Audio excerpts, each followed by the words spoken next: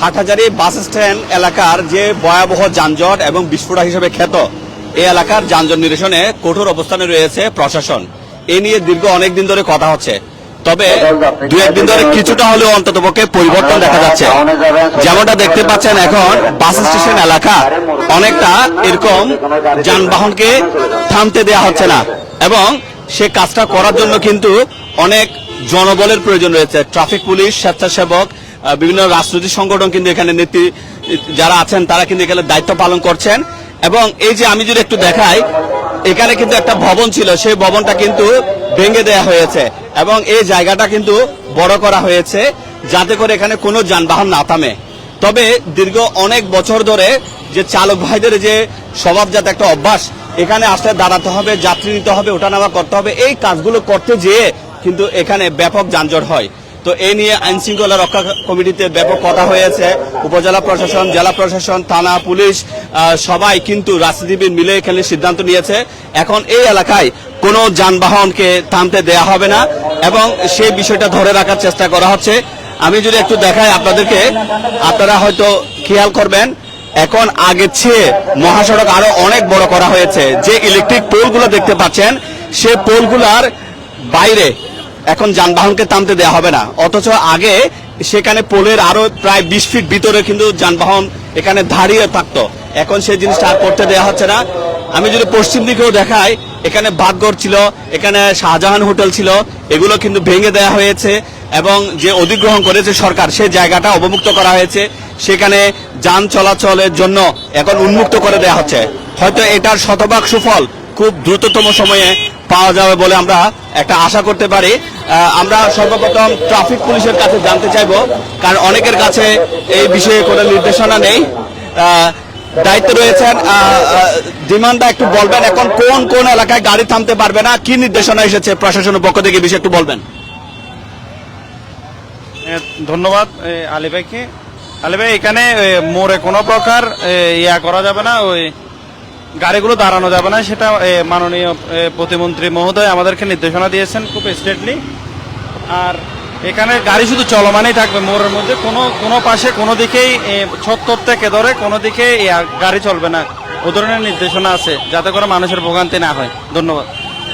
যেমনটা জানাচ্ছিলেন traffic sergeant দিমান, যে এখন কোথায় কোথায় গাড়ি থামানো যাবে, থামানো যাবে না, তবে এটা কিন্তু একটা চ্যালেঞ্জিং বিষয়, অনেকটা লাইফ সাপোর্টের মতো এখানে ট্রাফিকিংটা করতে হচ্ছে। যতক্ষণ প্রশাসন কঠোর অবস্থানে যায় ততক্ষণ যানবাহনগুলো থামে, মানে এই এলাকায় থামে না। কিন্তু ট্রাফিক পুলিশ বা যখন কঠোরতা দেখা যায় না, তখন দেখা যায় যে আবার ঘুরে ফিরে কিন্তু যারা এখানে ট্যাক্সি রাখেন, বিক্ষিপ্তভাবে ট্যাক্সিতে যাত্রী ওঠানামা করেন, এই বিষয়টা যতক্ষণ ড্রাইভারদের মধ্যে তাদের অভ্যাসের পরিবর্তন আসবে না, ততক্ষণ কিন্তু এটা থেকে রেহাই পাওয়া যাবে না। এখানে ট্রাফিক নিয়ন্ত্রণে কাজ করছেন আমাদের সবার পরিচিত নাসির ভাই। আপনারা দেখলাম গত 2-1 দিন ধরে এখানে ট্রাফিক নিয়ন্ত্রণে কাজ করছেন, কি অবস্থা দেখতে পাচ্ছেন সার্বিক বিষয়ে একটু আমরা কথা বলতে বলতে এগিয়ে যাই। বিসমিল্লাহির রহমানির রহিম। ধন্যবাদ আলী ভাই আপনাকে। আজকে আমরা তৃতীয় দিনের মতো হাটহাজারী চট্টগ্রাম উত্তর জেলা শ্রমিক দল, হাটহাজারী উপজেলা শ্রমিক দল এবং হাটহাজারী পৌরসভা শ্রমিক দলের উদ্যোগে এবং হাটহাজারী উপজেলা প্রশাসন এবং মালিক শ্রমিক ঐক্য পরিষদের উদ্যোগে হাটহাজারী প্রশাসনকে আমরা সহযোগিতা করতেছি এবং আজকে 3 দিন পর্যন্ত আমরা আলহামদুলিল্লাহ সফলভাবে কাজ করতেছি। যারা আমাদের শ্রমিক ভাইরা আমাদের সাথে নিঃস্বার্থভাবে কাজ করতেছে, তাদের প্রতি আমি কৃতজ্ঞতা জানাচ্ছি এবং মূলত রাজনৈতিকভাবে যেটা আমরা নির্দেশনা পেয়েছি, হাটহাজারী থেকে নির্বাচিত চট্টগ্রাম পার্বত্য বিষয়ক এবং ভূমি মন্ত্রণালয়ের প্রতিমন্ত্রী জনাব বেশির মীর মোহাম্মদ হেলাল সাহেবের নির্দেশে আমরা শ্রমিক দল এই কাজে এসেছি এবং আবার বিনাশ্রমে কোনো পারিশ্রমিক নাই, যে যেভাবে ঠিক ওইভাবে আসতেছে, কোনো প্রকার কোনো পারিশ্রমিক ছাড়া। এবং আমরা চেষ্টা করব প্রতিনিয়তার জন্য আমরা কন্টিনিউ করে। ধন্যবাদ আলী ভাই আপনাকে। আমি একটা প্রশ্ন করতে চাই, যতক্ষণ আপনারা থাকেন বা পুলিশ অ্যাক্টিভ থাকে ততক্ষণ যানজট চলে যায়, একটা লাইফ সাপোর্টের মতো। জি। আবার কিন্তু চালক ভাইরা এখানে দাঁড়িয়ে যায়। জি, জি, আবার জি। যারা যাত্রী সাধারণ আছে তারাও এখানে এসে ভিড় করে। জি, জি। সেক্ষেত্রে যে সমস্ত সিএনজি চালক সংগঠন বা যারা গাড়ি চালান তাদেরকে সমন্বয় করে আপনারা কতটুকু এগিয়ে যেতে পারছেন বলে মনে ধন্যবাদ করছেন? আলী ভাই। আমরা তাদের সাথে বসছিলাম, উপজেলা প্রশাসন সহ বসছিলাম।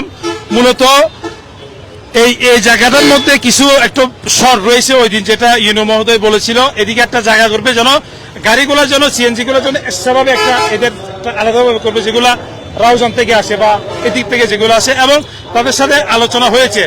কিন্তু বিষয়টা হচ্ছে যতক্ষণ পর্যন্ত নিজের মন আমরা পরিষ্কার করব না, মানবিক দৃষ্টিতে যখন আমরা চিন্তা করব না, ততক্ষণ পর্যন্ত কিছু হবে না। আগে প্রথমে আমরা নিজেরাই শুধরাতে হবে, এবং আমরা চেষ্টা করতেছি এই কাজগুলো যেন আমরা সাধারণ মানুষের সাথে যেন করি, সাধারণ মানুষ যেন বুঝে যে আসলে না, এই যানজটটা স্বাধীনতার পর থেকে এটা একদম বিস্ফোরা হয়ে গেছে।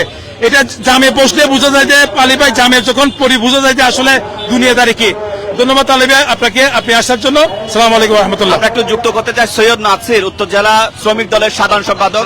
খুব ছোট্ট করে অনুভূতি জানাবেন বা কি কাজ করতে পারছেন বা পারবেন বলে মনে করছেন, আপনারা কি কি ব্যবস্থা নিচ্ছেন আপনাদের পক্ষ থেকে, এই বিষয়ে একটু বলবেন আমাদের। জি, বিসমিল্লাহির রহমানির রহিম। আসলে আলী ভাই, আপনি নিজেও জানেন, গত 3 দিন আগে আমাদের ইউএনওর সাথে যখন আমাদের প্রাণপ্রিয় নেতা, আমাদের হাটাজারির গণমানুষের নেতা, মাননীয় মন্ত্রী ব্যারিস্টার মীর মোহাম্মদ হারুদ্দিন সাহেব যখন যানজট মুক্ত করার সিদ্ধান্ত নিয়েছে, তার পরের দিন থেকে আমরা যানজট মুক্ত রাখার জন্য আমরা সক্রিয় ভূমিকা রাখতেছি। যেমন এখানে যানজট হয় সন্ধ্যে 6টা থেকে রাত 8টা পর্যন্ত, এবং আমরা প্রতিদিন সন্ধ্যে 6টা থেকে রাত 9টা পর্যন্ত আমরা ডিউটি করে আমরা চেষ্টা করি যে সময় যানজট শুরু হয় সেটা যাতে না হয়, তার জন্য আমরা নিরলসভাবে কাজ করে যাচ্ছি। জনগণকে আমরা বারবার অনুরোধ করেছি আপনারা আমাদের সহযোগিতা করুন, এবং আমরা যাতে এই হাটাজারি বাস স্ট্যান্ড থেকে যানজট মুক্ত রাখতে পারি। তো এই ব্যাপারে ইনশাল্লাহ আজকে 3 দিন ডিউটি করতেছি, কিন্তু 3 দিন পর আমরা একটা জিনিস দেখেছি, আপনি যেটা বলেছেন যে আমরা চলে গেলে যানজট আবার শুরু হয়। আমরা কিন্তু রাত 9টা পর্যন্ত অবস্থান করি, 9টার পর দেখা যায় যে এরকম যানজট আর হয় না। 9টা পর্যন্ত, 6টা থেকে রাত 9টা পর্যন্ত যদি একটু সক্রিয় আমরা ভূমিকা রাখি, তাহলে ইনশাল্লাহ সবসময় আমরা মনে করি যে যানজট মুক্ত থাকবে। তাই ব্যাপারে বিশেষ করে সাংবাদিক আলী ভাই সহ যারা সচেতন মহল আছেন, আপনাদের কাছে একটাই অনুরোধ থাকবে, আপনারা এই যানজট মুক্ত রাখার ব্যাপারে আমাদেরকে আপনারা সহযোগিতা করুন। আসসালামু আলাইকুম। ধন্যবাদ সৈয়দ নাসির। আমিও একটু অনুরোধ করতে চাই, চালক ভাইদের প্রতি অনুরোধ, এখানে অধিকাংশ সিএনজি গাড়ি যারা চালান বা অন্যান্য গাড়ি, আপনারা দয়া করে এই যে বাস স্টেশন এলাকার গোলচত্বর এলাকা অন্ততপক্ষে যাত্রী ওঠানামা করবেন না, একটু সামনে দিয়ে ওঠানামা করবেন। আর আমার যারা যাত্রী সাধারণরা আছেন, আপনারা অনেক সময় ঠিক এই জায়গায় এসে জড়ো হন, আপনারাও যদি এই জায়গায় না দাঁড়ান তাইলে পরে হয়তো এই এলাকায় যানজটটা কমে আসবে। এখন রাস্তার পরিধি অনেক বড় হচ্ছে, এবং সেই বড় হওয়ার পেছনে স্থানীয় সাংসদ ও প্রতিমন্ত্রী মিস্টার মীর মোহাম্মদ হেলালুদ্দিনের ব্যাপক ভূমিকা রয়েছে, প্রশাসনের সহযোগিতা রয়েছে, এবং বিভিন্ন স্বেচ্ছাসেবী সংগঠনও কিন্তু কাজ করছে। সবাই মিলে যদি একটু চেষ্টা করে, তাহলে সরকার যে বড় করেছে রাস্তা, এবং এর সুফল সবাই পাবে। তো বাস স্ট্যান্ড এলাকার যানজট পরিস্থিতি নিয়ে জানাচ্ছিলাম। আশা করি আস্তে আস্তে চালক, যাত্রী সাধারণ সবার মনোভাবের মধ্যে পরিবর্তন আসবে, এবং এর ফলে এখানকার যানজট অনেকটা কমে আসবে বলে আমরা প্রত্যাশা করি। সবাইকে ধন্যবাদ। আসসালামু আলাইকুম। তারা সামনে সরে যান। 2 সপ্তাহের মধ্যে কোনো গাড়ি সিঙ্গেল দেবেন না এবং গাড়িতে উঠবেন না। 2 সপ্তাহে কোনো গাড়ি সিঙ্গেল দেবেন না, সামনে যাবেন না, সামনে চলে যান।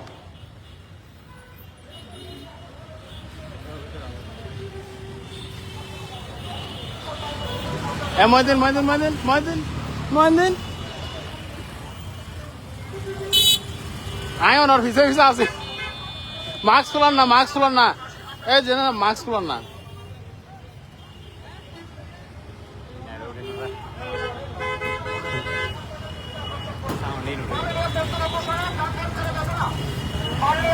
ঘোষণা